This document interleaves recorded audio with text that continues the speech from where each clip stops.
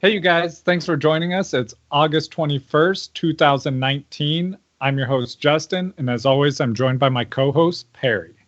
Hey, what's up, buddy? Make sure you follow us on Twitter at Management Clock. You can find our podcasts on YouTube, Spotify, Stitcher, Apple Podcasts, and Google Podcasts. We're giving away a second Le'Veon Bell jersey when we get to 300 followers on Twitter. We're at we're 13 away, I believe, right now. 287. So, I can do the math for you. Awesome. Thank you. I appreciate that. No problem. So we're getting close. We could be there by the end of the show. And you could get a second chance to win it if you subscribe to us on YouTube. And this is Clock Management.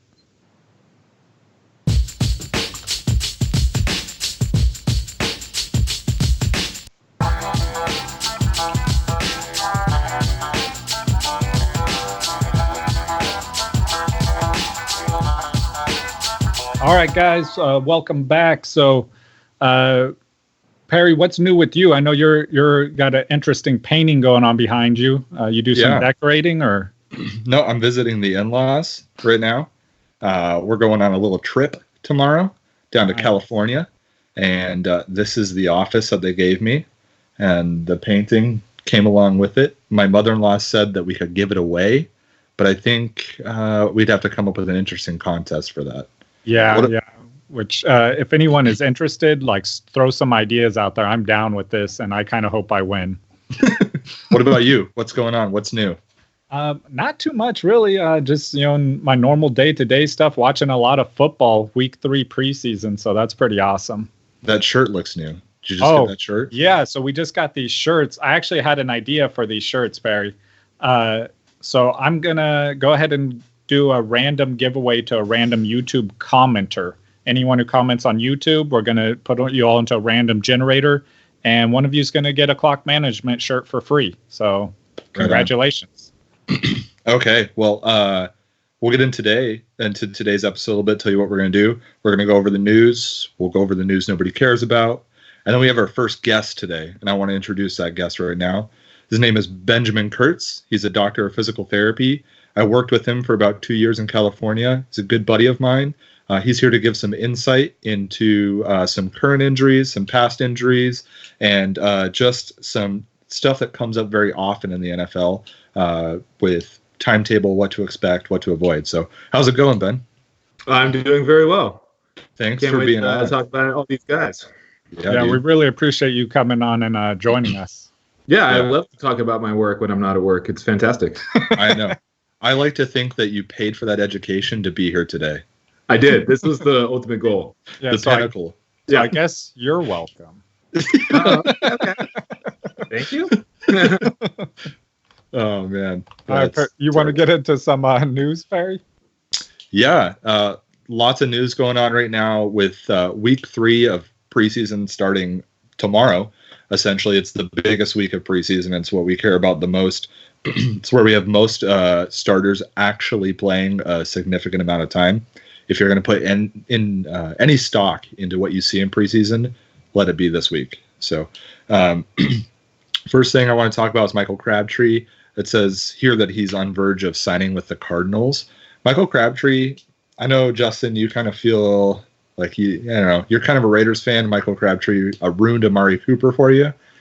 But I always drafted Michael Crabtree, so I'm cool with him doing that. I actually loved Crabtree because I could draft him in fantasy like 4 rounds later than Amari and get the same production. So I love it. I think this is a good thing for Kyler Murray.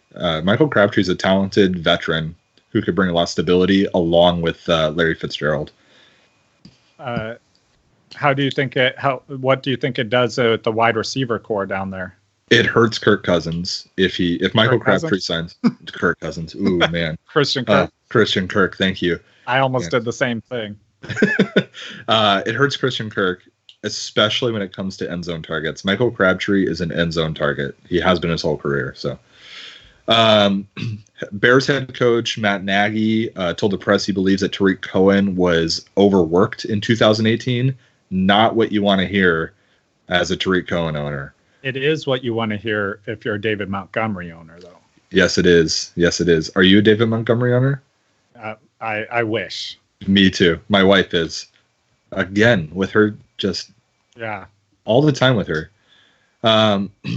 Nelson Aguilar was reported that he's going to be a significant part of the offense for the Eagles. Okay, he was 3 years ago. He was 2 years ago. He was last year. I'll see. I'll believe it when I see it. Yeah, him and Corey Davis both about to break out this year. Yeah, they're always breaking out. Let's see. Darwin Thompson left over Carlos Hyde on the depth chart for the Chiefs. This was not news I wanted because I drafted Carlos Hyde thinking that he was going to be valuable this year with the Chiefs. Are you drafting Darwin Thompson now? I mean, it depends how big my league is. If I'm in a 12-man league, absolutely. Yeah, I think so for sure. The running back that starts there is probably going to be pretty successful. Yeah.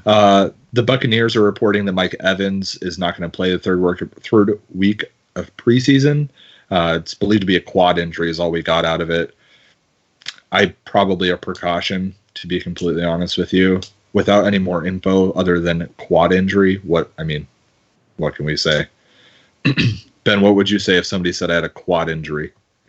His leg probably hurts. Yeah. Yep. I think that's a safe bet. Yeah, from a doctor right there, everybody. Yep.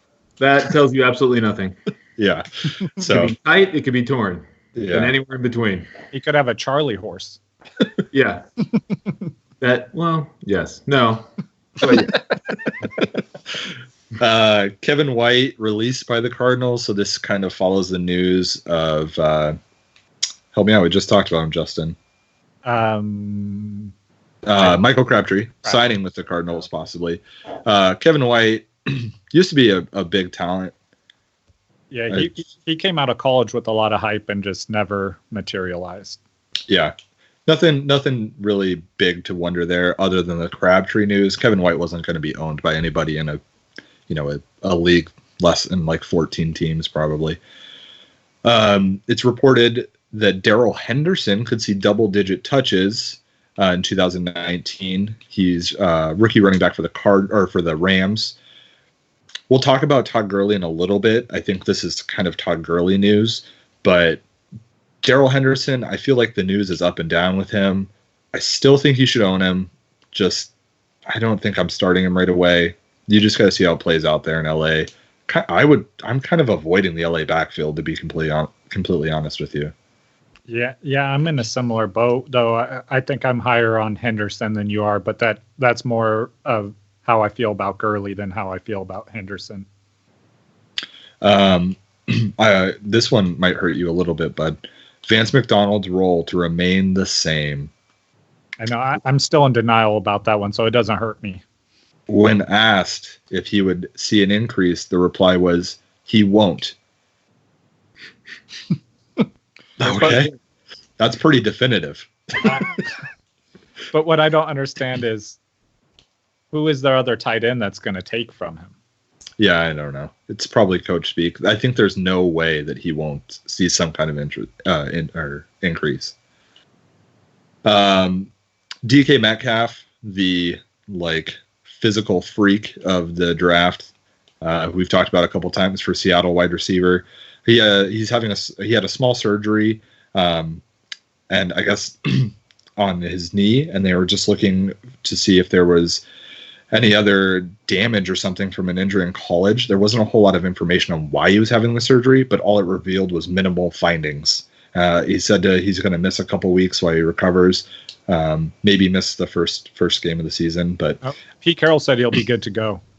That would suggest to me that he's got ongoing knee pain, and they did an exploratory procedure to see if anything was either torn or not cleaned up the first time around. Yeah.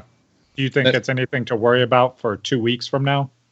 No, but I would be, if you're looking at a dynasty league and that's a player that you're thinking about drafting early in his career, that might be something you want to consider, especially as we talk about Todd Gurley later on. Yeah. And then, Ben, I know this one hurts you. Melvin Gordon expected to hold out into the regular season. Just waiting for that call. I know. I don't think it's happening. He's looking to be, it says here, top 3 at the position. You can't pay running back that much and win a Super Bowl. And let's be honest, the Chargers right now are looking to win a Super Bowl with Phillip Rivers still there. Well, so I'm a Chargers fan, reluctantly. And being from San Diego, they broke my heart. Anyway, Austin Eckler did so well last year. Why go out and pay Melvin Gordon to do the same job? Yeah, and I think the Steelers last year not paying Lev Bell, obviously they didn't need him. They didn't need him, and they don't want him. And the only thing I'm thankful for as a fantasy player is that this seems a lot more clear that he's not going to be playing than the Le'Veon Bell situation was last year. Yeah, definitely. And the last thing I want to talk about is Odell Beckham Jr. He's likely going to miss Friday's game. He isn't practicing. It says he has some hip pain here. He downplayed the injury. It's probably a precaution. I don't think that they want to hurt Odell Beckham. Obviously, he's a key tool in them hopefully winning the division. I think that's their realistic goal. They're hoping. Yeah, I think they're trying to make the playoffs this year, which it's realistic. Absolutely. Okay, Justin, you got any news that I don't care about? I have a bunch of news. Not a bunch. I have some news that you do not care about, and I'm excited about it. So first of all, Odell Beckham Jr. made a one-handed catch between the legs at practice the other day. I'm just excited to see that in a game. Was he jumping at the time? How does that work? He kind of hurdled like a mini jump and caught it between his legs. It's pretty impressive. Ah, very cool. Then Johnny Manziel challenged Baker Mayfield to a beer chugging contest after the video of Baker Mayfield shotgunning a beer. That is a great way for Johnny Manziel to get his reputation back. Right? That's what I was just talking about. I was like, man, he was like, so NFL, to be an NFL quarterback, I need to shotgun a beer. I'm great at that. It sounds like a better fight than the Floyd Mayweather and what's his name? McGregor? Yeah, McGregor fight. Oh, yeah. They should pay-per-view the beer chugging competition. Absolutely. You get your money's worth. I would say that's the shotgun formation that we can most expect some success with Baker Mayfield out of right now. And it's the only one you could expect out of Manziel. Right. The only shotgun he's going to be running is with a beer. And then the biggest news of all, the one that everyone's been waiting for, the XFL announced their 8 teams and their logos this year. Ooh, I'm very excited for that. Yeah. So I actually had a great idea, Perry, that I want to share with you. So there's, I think that would be, we could incorporate that to figure out our draft order next year. Yeah, I've already agreed to that. You were halfway through the sentence and I was already saying yes. Yeah, I'm super excited about this. I believe I saw Mallet was one of the Ryan Mallett? Yeah. Wow. I don't know how old he is, but I was surprised he is still throwing a football. Maybe his, like, because it sounds the same, but I've always wanted Ryan Mallett to have a mullet. Yeah. You know what I mean? Takes that helmet off and it's just business in the front, party in the back. Yeah. Tom Brady had a nice one for a while. It was awesome. Yeah. But yeah, that's all the news that nobody cares about. Okay, cool. So yeah, today, guys, I already mentioned that we're going to talk about some players with Ben, get his insight, his professional insight. He is a practicing physical therapist. Obviously, he's not treating any of these guys, so it's all based on speculation on what we can read. But as that's what we're working with when it comes to fantasy football, I think this is going to be really good insight. It's also, we should note that Ben plays fantasy football. He doesn't research it every single day like we do, so it'll be good to get some insight in that regard as well. So I think the first person, big ticket item here, Todd Gurley. Let's talk about Todd Gurley, Ben. Yeah, Todd Gurley makes me pretty nervous from a fantasy football owner perspective. Yeah, no kidding. When he came with the injury at the end of last season, it was very, very hush-hush, and he basically just stopped playing. We didn't know why. We didn't know if there was a psychological component or if it was a physical component. He got barely any touches in the postseason, barely touched the ball in the Super Bowl. They didn't say much about it for the entirety of the offseason. until they came out with this very vague diagnosis of arthritis in the knee. Mm-hmm. From an injury perspective, arthritis is wear and tear. When you're looking at a running back, that is the guy in the field that's going to get the most amount of wear and tear, just from a ball carrying perspective, especially when you looked at the Rams offense and the way that he was so pass and run heavy last year. So to expect that he's going to have that same type of impact on the offense this year, I think is over speculating. That went back to that previous point of, what's his name? Darrell Henderson. Yeah. Yeah. That is I don't normally buy into the whole handcuff thing. I know Perry's all about the handcuffs. That is a handcuff worth picking up right now. Yeah. You look at Gurley now, he's had an entire off season to prepare his body. I'm sure he's been working out and doing well. He got a cat, so that's nice. Todd Purley. Yeah. Todd Purley, yeah. Number one draft pick in the cat football league this year. So you got to think he's got a wear and tear injury. He's had an off season to combat that injury. He is at his peak right now. So what you're seeing with Todd Gurley right now is the best he's going to be all season. And he's only going to deteriorate as it goes on. If you get 10 or 12 decent weeks out of him, I think you consider that a successful season. Really? Yeah, I think that's a valid point that people haven't brought up, is that he's going to fade off as the season goes. Most definitely. Yeah. Or converse to that, maybe they want to save him for the playoffs. And if you're in a deep league and you need wins up front to preserve your standing going down the road, he's not a guy you want to lean on. Yeah. With arthritis, is it mostly pain management or is it risk of injury that we're worried about? It's more pain management, definitely. So arthritis is inflammation of a joint. Inflammation hurts. Whenever you put a load through that joint, it's not going to feel good. With him, it's about how much can he tolerate before he says, my knees have had enough. Now, granted, they're going to pump him full of steroids. Not the bad steroids, but they're going to pump him full of corticosteroids to try and manage that inflammation throughout the season, and eventually he's going to reach a breaking point, and they'll have to shut him down. Okay. When that is, I couldn't tell you. Yeah. I know I'm selling Todd Gurley. I traded him away in my league. It's a dynasty league, and if I had missed the 10 games that you were talking about, Ben, this season, I think that's okay because we're not getting 10 games out of him like that next season. Yeah. No, I don't see him having a long career if this is his trajectory. Especially, you talk about ligamentous injuries, you talk about ACLs, we'll talk about AJ Green later with the ankle. Those are so much easier to come back from and manage down the road. The tissue heals, you move on. Arthritis is a different game.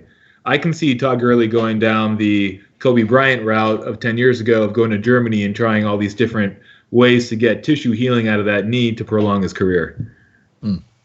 Okay. Great. So the next player we're going to talk about, Andrew Luck.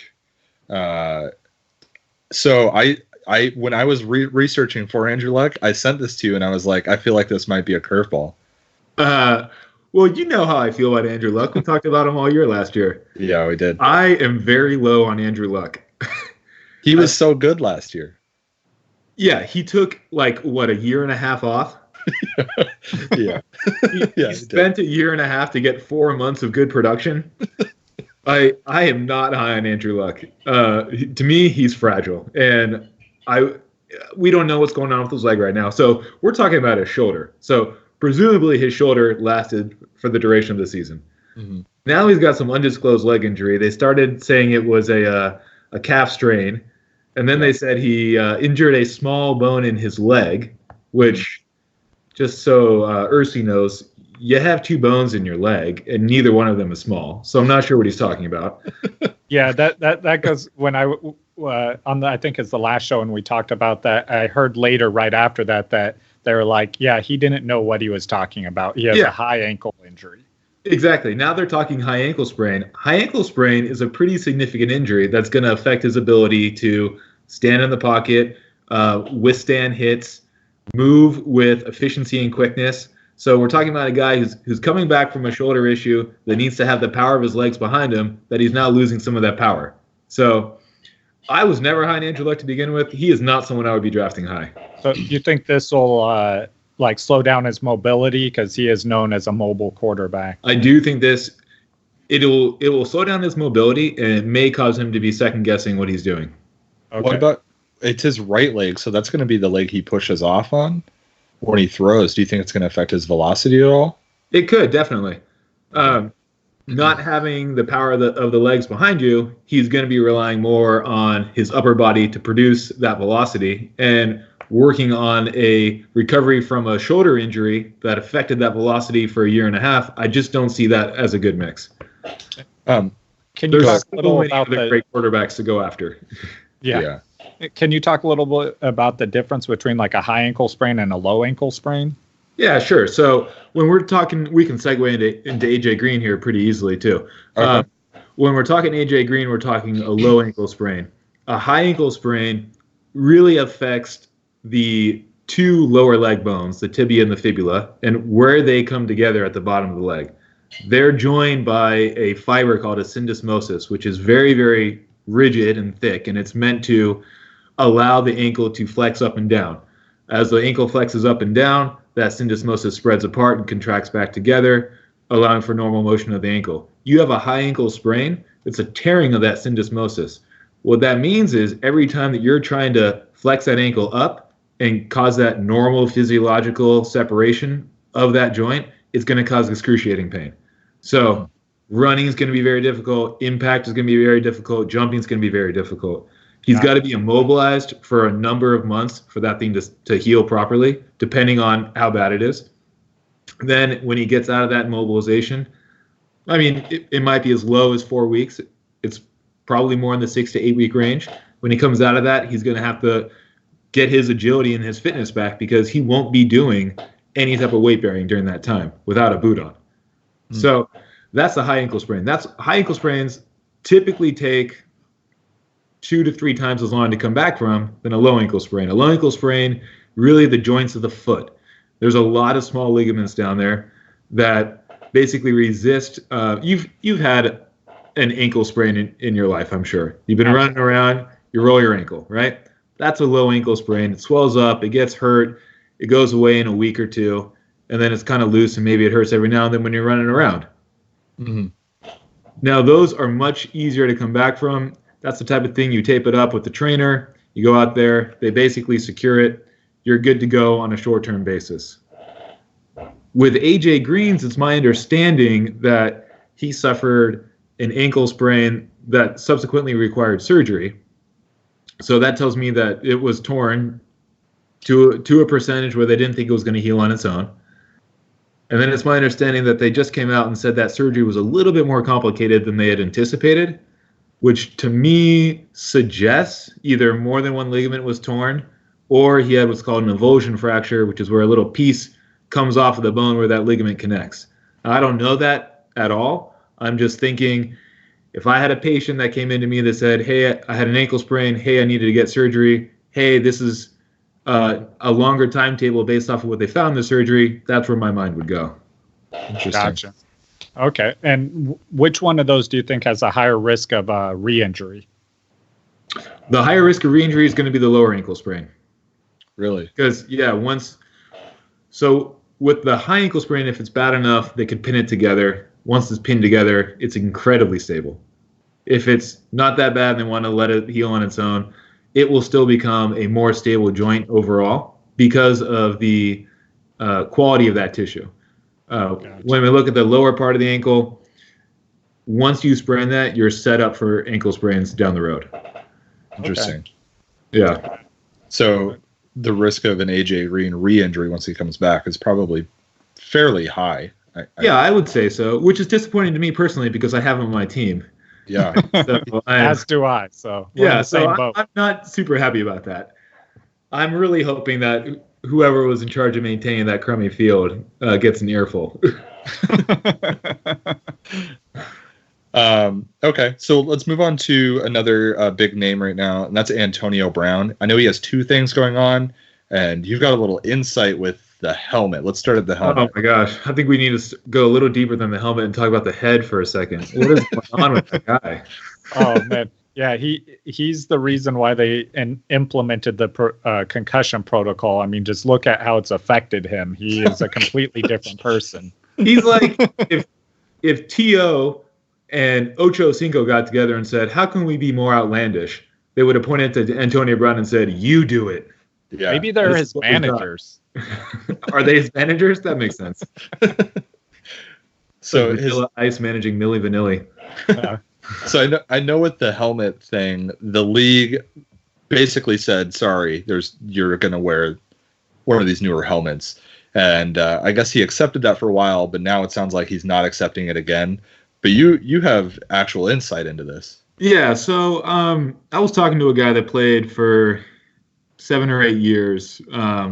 He retired, I want to say 2013. So this is a little while ago.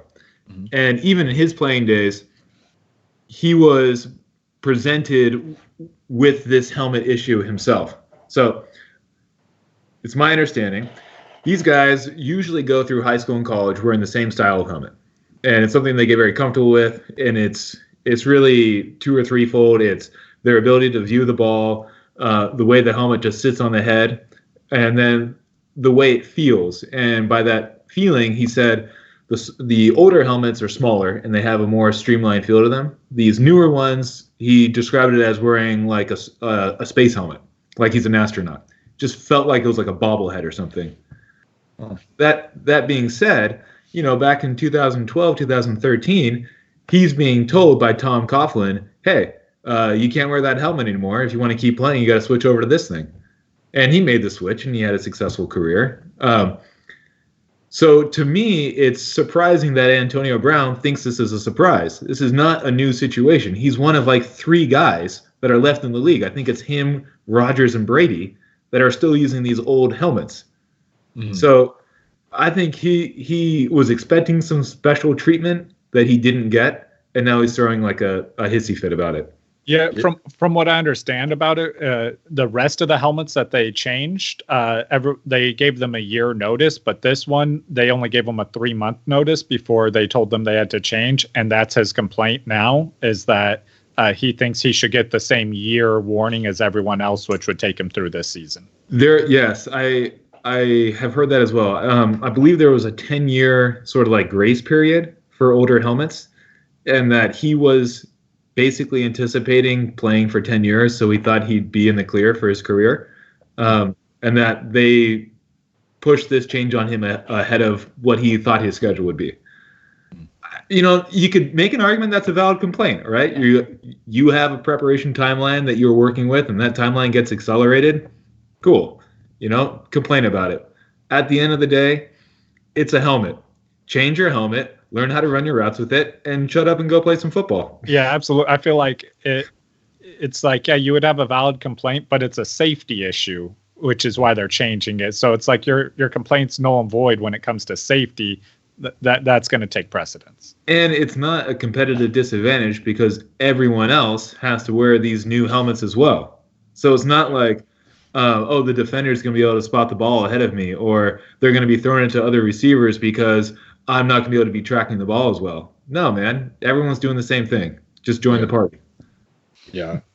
Justin mentioned this, and I'm starting to believe it as well. I think, and this is a good segue into the next part that we want to talk about with Antonio Brown, that he's kind of using this almost as a distraction from the fact that his feet have frostbite. Yes, I think that. I also think Antonio Brown, look at him in the offseason. He was on that lip-syncing show or whatever it was on. Mm-hmm. That's why I compare him to T.O. or Ocho Cinco. He doesn't want to be called Antonio Brown anymore. He's AB, right? And he wants to have that iconic receiver status. And I think he's using this as a way to keep his names in the headlines. Keep the talk about AB. Yeah. I'd be surprised if he cares, really. Okay. Yeah, absolutely. I agree with you, but I think that also with the point about the frostbite on his feet, I think that it's keeping his name in the headlines without it being about an injury. Sure. Yeah. Yeah. When it comes to frostbite, Ben, I guess what's the main concern? I don't think you probably treat frostbite very often, but it's probably like nerve damage. I would guess, right? Yeah, depending on how deep the frostbite goes. So frostbite is basically dying tissue. And depending on how deep it goes, it can get into nerve supply, it can get into blood supply, it can get into muscle tissue.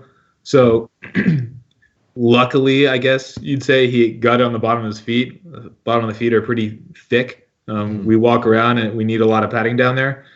So it's not on his toes and it's not on his fingers. So that's a good thing. If you've seen the footage of him running routes at that high school, he looks pretty agile right now. I wouldn't be too concerned about the frostbite, frankly. Good. I think it was treated very well, and he's clearly walking around without any type of limitations. He seems to be running pretty well. I am actually pretty high on him as a player right now. I think he'll have an incredibly successful season if they can get him on the field. Yeah, my biggest fear with him isn't the frostbite on his feet. It's his off the field antics. Exactly. What's going to happen when he doesn't get as many touches as he thought he was going to get, and he starts blowing up at Derek Carr the same way he did at Ben Roethlisberger? Yeah. That's my biggest fear with him. I drafted him as my second wide receiver. I have Tyreek Hill as my first wide receiver. And my view was if I get 80% of the production of what we were getting when he was in Pittsburgh, I'm probably very happy. So... Oh, I agree. And he's going to be the number one target. You don't bring Antonio Brown to your team to not make him the number one target. No kidding. Yeah. And pay him what they're paying him. Exactly. Just out of curiosity, could you explain cryotherapy just briefly? Yeah, sure. So cryotherapy it's basically like flash freezing your body. So you go into a little chamber. Typically, they'll have you wear 2 layers of protective gloves on your hands and 2 layers of protective booties on your feet. You have a thinner layer like a cloth sock, and then a thicker one that's more like woolly. They've had frostbite in the beginning of cryotherapy. It was apparent that this was a precaution to be taken. So it's a protocol throughout all cryotherapy facilities. You have to wear this stuff. Once you're inside the chamber, it's 3 to 5 minutes. They turn the temperature down below freezing, and it's basically like flash freezing yourself. What you do is you put the body in a state where it senses injury. It thinks it's going into hypothermia, so then it rushes blood to the tissue. And so that tricking of the body sends all this blood to your tissues, which then helps it heal faster. So post-workout, just to recover quicker, I guess would be the goal. Yeah, I would say it's like if taking an ice bath was a VHS, this is a DVD. Okay. So do you think it's ironic that Antonio Brown got injured for not wearing the proper safety gear? It seems to be a thing, doesn't it? Got to protect that man from himself. Justin. So next guy we're going to talk about here is Cam Newton. Cam Newton had the same injury, as far as I know, as Andrew Luck, torn rotator cuff. Played through it last year, but I guess he still had some issues in this offseason and had surgery to clean it up. Any concern there or any insight with that one? Yeah, Cam Newton frightens me a little bit right now, actually. Really? It's not his first. Yeah, not the first shoulder injury. Not just because he's a freak of nature and he's obviously Superman, but his injury status frightens me. Yeah, not the first injury to the shoulder. You can see second half of last season, he was a shell of what he was in the first half. Absolutely.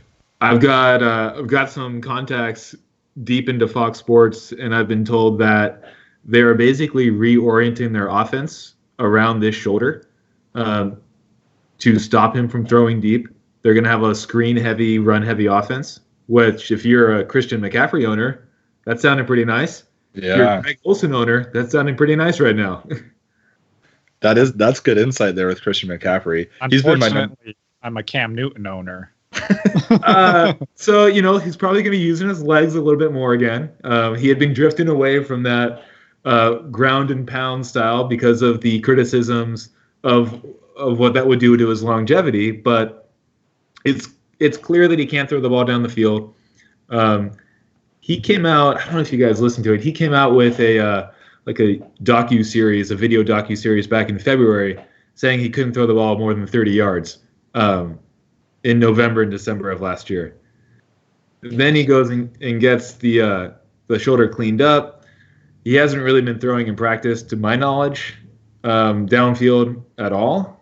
I know last week there were reports that he was throwing the ball deep. Okay. So he's gotten back to form as of last week. I would still be skeptical about him.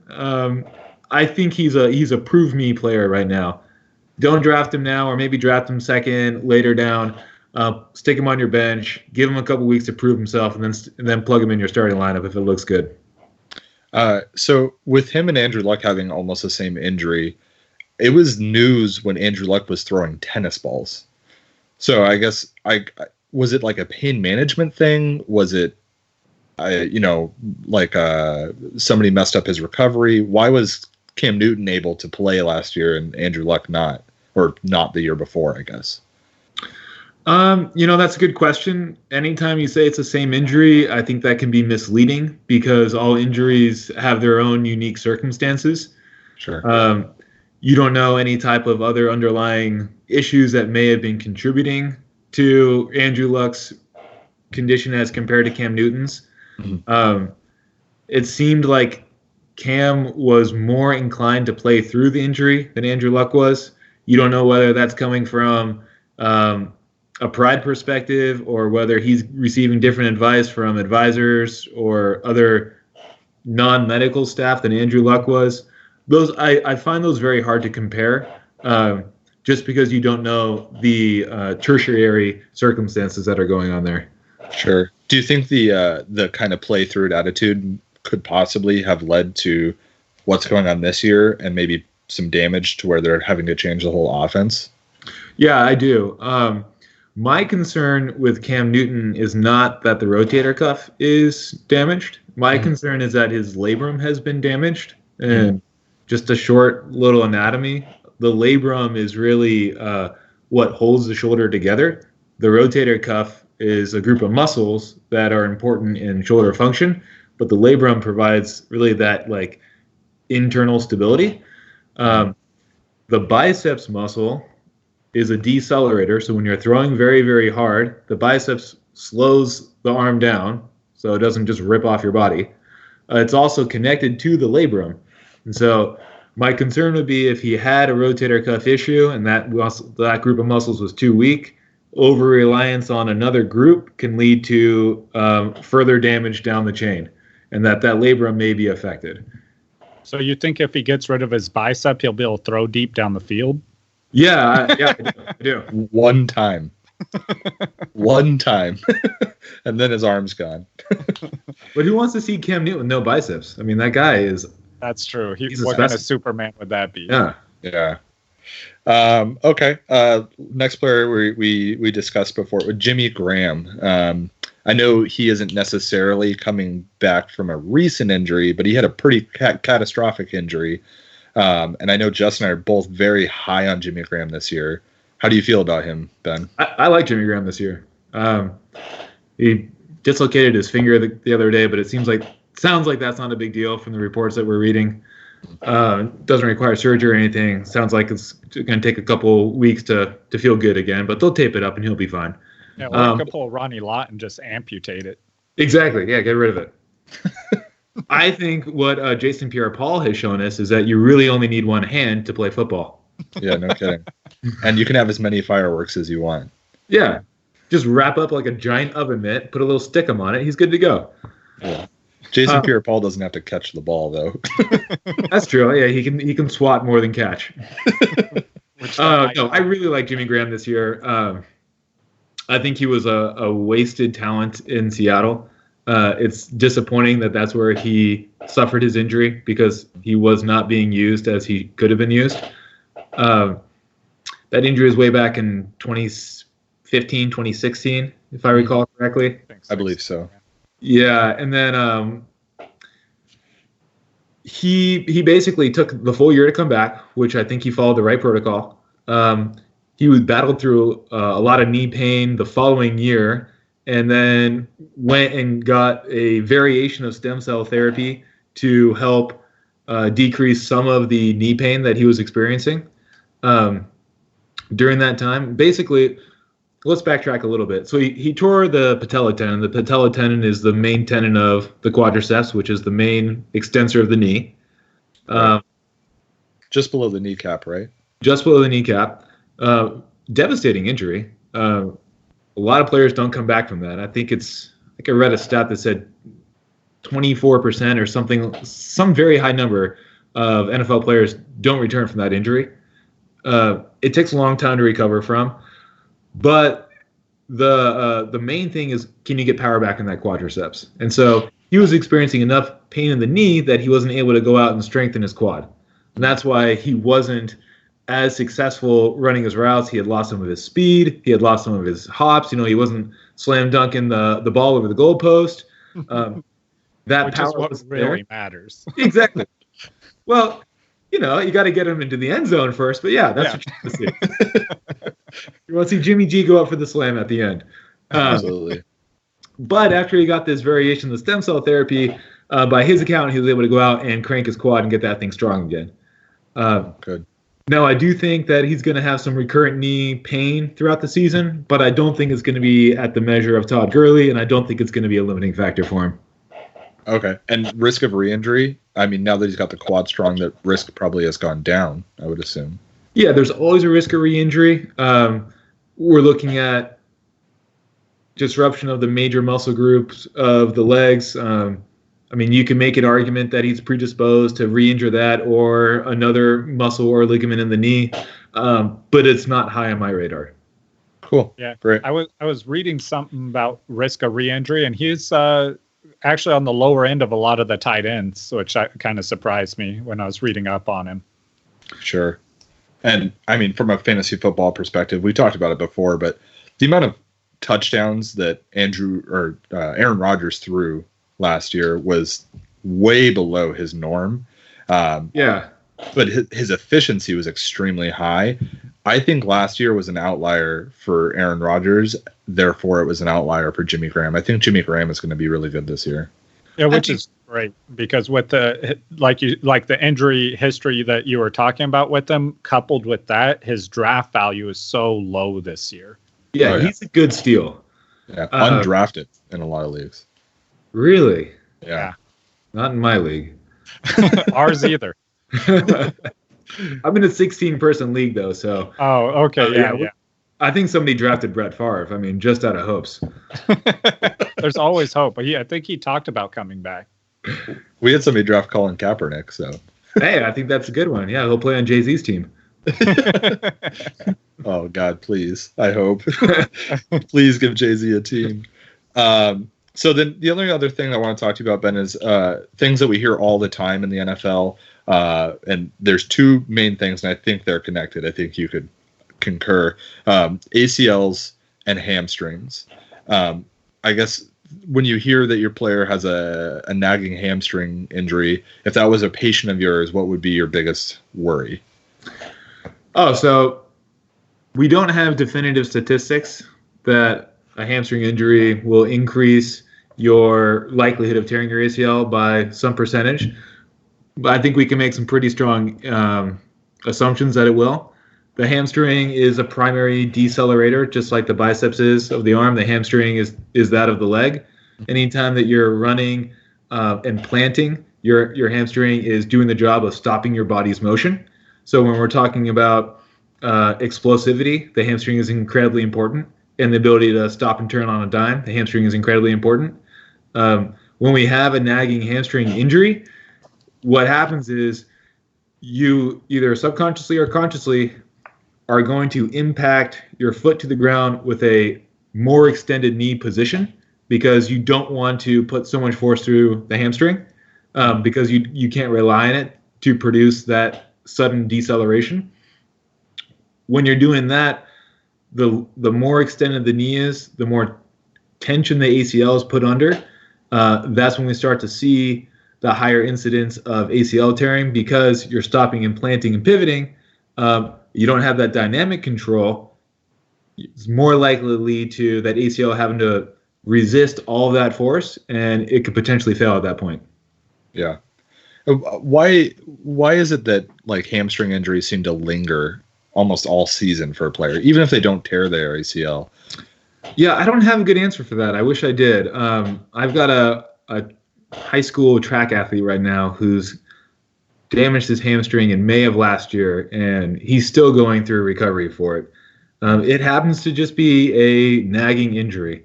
Like I said, it's extremely powerful, and you put so much force through it when you're doing these explosive activities that it gets to a point where it just doesn't tolerate it. And whether it doesn't heal correctly or it's predisposed to injury, I couldn't tell you. It just doesn't seem to want to come back to full function the way your quad will, or the way your calf will after an Achilles, or these other types of just strengthen it back up and rest injuries. Okay. I do think that the workload that these guys are put under doesn't help. Sure. And we're seeing an increase in these incidences, and I'm personally believe that the extra training that they're doing in the off season is possibly contributing to that, and maybe a lack of preparation when they're coming back into full form. But I couldn't tell you why it seems to be an epidemic right now. I think you answer that, you're going to make a lot of money. Yeah, no kidding. Okay, well, that's everything I had for Ben. Justin, anything you want to ask Ben before we get out of here? I was going to see with Devonta Freeman, he's had multiple injuries in the past, concussion, sports hernia, stuff like that. I was going to see if you had a take on like his injury risk. I've read a lot about him being like very injury prone. Yeah, I drafted Ito Smith. It's how I feel about Devonta Freeman. Yeah, I'm so happy you said that. I predicted Ito Smith to be, I think, as a top 15 running back this year, on just because I think that Devonta Freeman's going to be injured fairly early in the season. Well, and I do believe that the Falcons came out and basically said they're going to wrap him in bubble wrap, right? They're not going to give him a lot of touches, at least not early. They're not going to put him in on these down and 2 or 3 yard situations. Because that's where you get the most impact at the line of scrimmage. So I don't think he's going to see as much value this year as he did in years past. Yeah. Is there any truth to Frank Gore finding the fountain of youth? Yeah, what is up with this guy? He's amazing. I think Frank Gore needs to go talk to Todd Gurley and tell him what to do. Right? I would say this also, Adrian Peterson. Yeah. Absolutely. That guy is blowing my mind right now. Yeah. Yes. He's a medical marvel. To come back from an ACL and win a rushing title and then still be at a high performance level, was that 4 years later at the age of 33, 34? Yeah. I think. What would you give to examine Adrian Peterson's knees? What would I give to examine Adrian Peterson's? Man. I would give never saying his team's name again. Hey, we don't talk about that team in Washington. We don't talk about that. No, I've always wanted to ask, do you concur, Doctor? I do. I think that's a fine Doctor. All right. Last thing, Ben, can you just share with everybody what the punishment in your league is for getting last place? Oh, yeah, you get kicked out. Oh, wow. Yeah, we have a relegation league. There are 17 people that want to be a participant in the league, and there are 16 slots. So every year, the last place person gets booted. And what's worse than that is they get kicked off the text chain too. Oh, wow. Not even brutal. in the text group. Yeah, you're blacked for a whole year. That's horrible. That's intense. I love that. You ever been kicked out? No, I'm happy to say that I did come in last, but that was before the relegation rule was implemented. Oof. Yeah, so I'm a league champion too, and there seems to be a little bit of a buffer zone for league champions. Oh, okay. Nice. How close did you get? Where did you place last year? I missed the play. I was 10th last year. Okay. Yeah, it was a bad year for me. I feel your pain. Well, and then, in a fit of desperation, I traded away my 3rd and 4th picks about halfway through the season to try and I got Ridley, who I liked, and I got Hooper, who I liked also. I know Perry's pretty high on the Falcons. I'm also high on the Falcons. I think they are consistently in the top tier offenses. So I jumped on them, and they gave me enough, but not quite enough. Okay. I traded to Perry last year in our league, Devontae Adams, because I had Alshon Jeffrey, who was going to be great. Which that didn't work. I think Devontae Adams is what, like a top 10 this year? He's top 3, man. Yeah, is he top 3? He was the number 1 receiver last year. And you can put him at the running back as well. Does he still have running back eligibility? No. You're talking about Ty Montgomery. You're right. Yeah. They traded him away or let him leave. He's on the Jets, actually. Yeah. Yeah, where careers go to die. Yep. Yeah. Cool. Okay, well, that's all we had for today's show. Yeah, thanks for joining us, man. We really appreciate it. Yeah, thanks for having me. I like talking shop with you guys. Yeah, maybe we can get you on like quarter way through the season, talk about Todd Gurley's exploded ACL. Yeah. We'll see how on point our predictions are here. You guys need some tips when I'm in 8th place and I'm trying to hold on for the playoffs.